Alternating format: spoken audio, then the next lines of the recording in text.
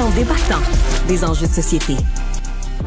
C'est un vol absolument spectaculaire qui a eu lieu au Louvre en fin de semaine. Et on rejoint devant le Louvre Thomas Chenel, le correspondant pour TVA Nouvelles en France. Bonjour Thomas.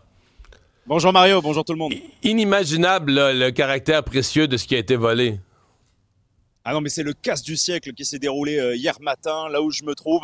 4 hommes qui sont venus avec un camion et une échelle élévatrice qui leur a permis d'accéder au balcon qui se trouve juste au-dessus de moi. De là, avec une disqueuse, ils ont fracturé la fenêtre. Ils sont rentrés dans l'une des salles les plus prestigieuses du musée du Louvre, la salle Apollon, dans laquelle se trouvaient les bijoux de la couronne de France ainsi que d'autres trésors inestimables qui appartenaient à Napoléon et à l'impératrice Eugénie. Et ils sont repartis avec leur butin, 8 bijoux d'une valeur inestimable. Ils sont repartis à scooter dans cette direction vers la banlieue et aujourd'hui encore on est sans nouvelles des bijoux et surtout sans aucune explication de comment est-ce qu'un tel casse a-t-il pu arriver dans ce musée, le plus vieux musée du monde, le musée le plus visité au monde, 10 millions de visiteurs l'an dernier et surtout le joyau français ainsi que ces trésors qui vont peut-être être fondus et disparus.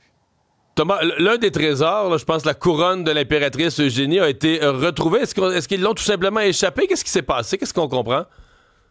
Oui, c'est sans doute dans leur fuite qu'ils ont dû laisser tomber ce diadème qui comportait plus de 1000 pierres précieuses avec des métaux particulièrement rares et on l'a retrouvé malheureusement cassé sur le trottoir ici à côté de la disqueuse qui leur avait permis d'accéder à l'intérieur de la salle ainsi que des gants et un talkie-walkie qui ont été retrouvés par les enquêteurs. Ces objets, ils sont entre les mains de la police qui les passe au peigne fin pour essayer de retrouver des traces des 4 suspects qui sont toujours en fuite ce matin, des traces de doigts peut-être, également des traces ADN afin de pouvoir remonter le fil puisqu'aujourd'hui aucune piste n'est privilégiée. Toutes les polices sont sur les dents pour essayer de retrouver ce gang de criminels qui a pu s'introduire hier matin en toute impunité en plein jour pendant que le musée était ouvert.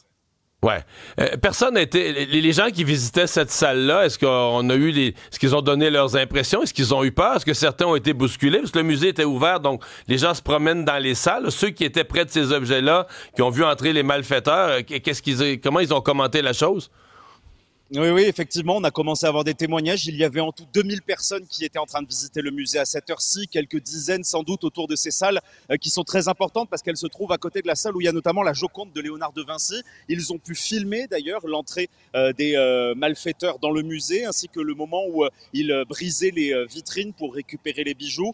Ces gens-là ont confié avoir été choqués de voir ces hommes rentrer habillés de noir, recouverts d'un gilet jaune avec des casques de moto sur la tête. Ils ont certains appelé la police pour expliquer ce qui était en train de se passer, mais surtout la plupart exprimaient leur incompréhension quant au fait qu'il n'y avait pas d'alarme qui se déclenchait dans la totalité du bâtiment, peut-être de grilles qui pouvaient tomber pour les empêcher de repartir ou d'autres systèmes de sécurité, ce qui montre bien là les lacunes, les failles dans la sécurité du musée du Louvre qui a permis ce casse complètement inédit dans l'histoire du musée. Faille qui avait quand même déjà été questionnée. Il y a déjà, c'est pas avant cet événement-là, il y a déjà des gens qui avaient remis en question la sécurité. Je sais que la directrice avait demandé un audit.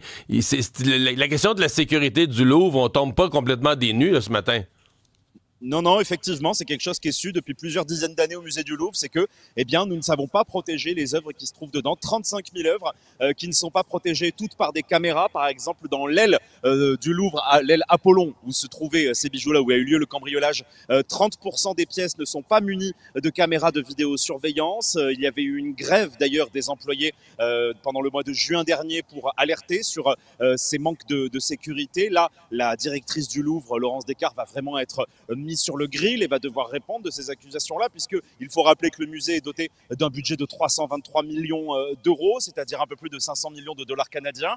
On se demande où va cet argent, puisque la première des priorités serait quand même de pouvoir protéger nos œuvres. Alors là, il y a énormément de touristes autour de moi et je parlais à l'instant avec des Italiens qui me rappelaient un casse qui avait eu lieu il y a presque un siècle, en 1911. C'était la Joconde elle-même qui avait été dérobée. C'était par un vitrier italien qui estimait que l'œuvre devait retourner dans son pays natal, l'Italie, où avait grandi Léonard de Vinci. Bon voilà, beaucoup de discussions aujourd'hui, ça fait énormément jaser en France. Et finalement, Thomas, le musée était fermé. Hier, après cet événement-là, on a fermé le musée et on ne le rouvre pas aujourd'hui?